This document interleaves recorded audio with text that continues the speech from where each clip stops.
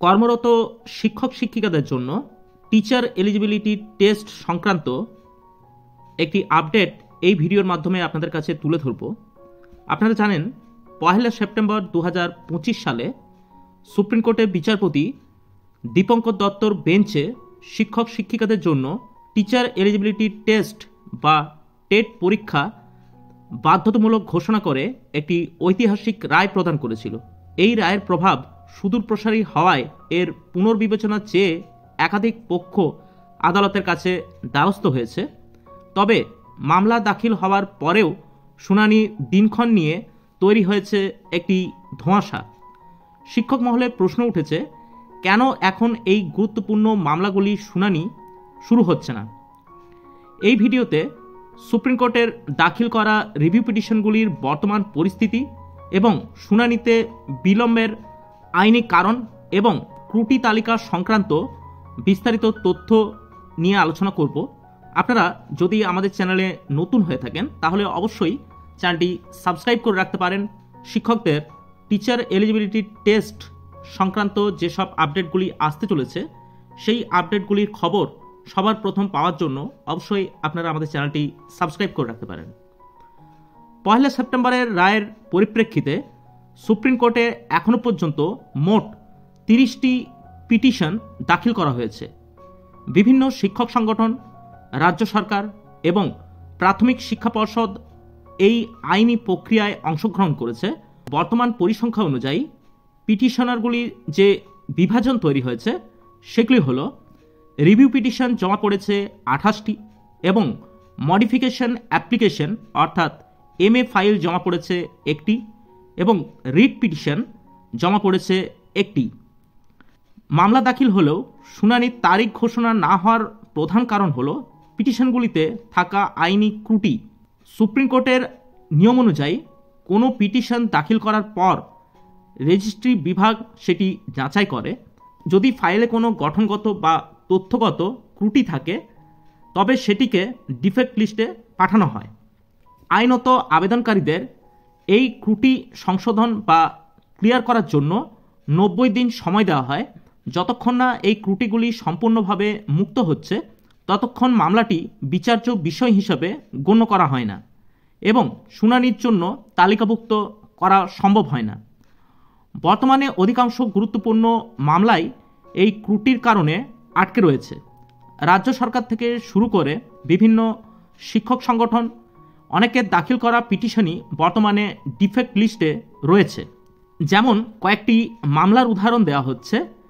এখানে পিটিশনারকারী হলো বিধান কুমার মণ্ডল, দাখিলের তারিখ হলো 11 নভেম্বর, বর্তমান স্ট্যাটাস আছে ডিফেক্ট লিস্ট। এবং অপর একটি মামলার নাম হলো বঙ্গীয় প্রাথমিক শিক্ষক সমিতি, এর দাখিলের তারিখ হলো 12 নভেম্বর, এটিরও বর্তমান যে স্ট্যাটাস সেটি ডিফেক্ট লিস্ট। এবং অপর একটি মামলা হলো West Bengal board of primary education, এটির দাখিলের তারিখ হলো 12 নভেম্বর, বর্তমান স্ট্যাটাস ডিফেক্ট লিস্ট।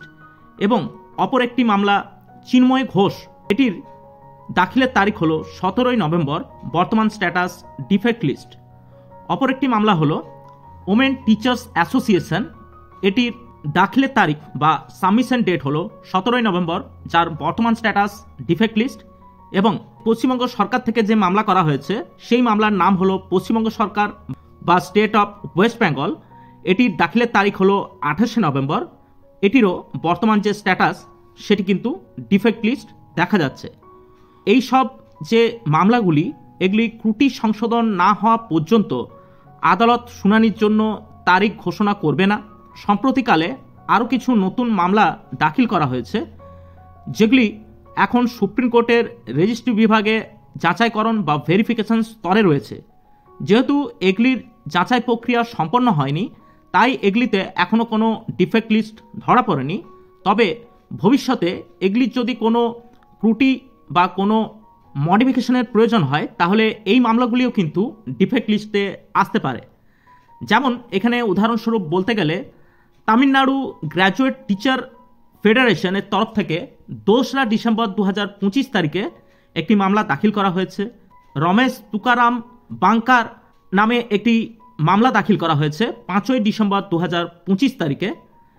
এই সব মামলাগুলি এখন যাচাইকরণ শেষ হলে জানা যাবে এগুলিতে কোনো সংশোধনের প্রয়োজন আছে কি নেই, এবং সেই সঙ্গে এর স্ট্যাটাস লিস্টও দেখা যাবে।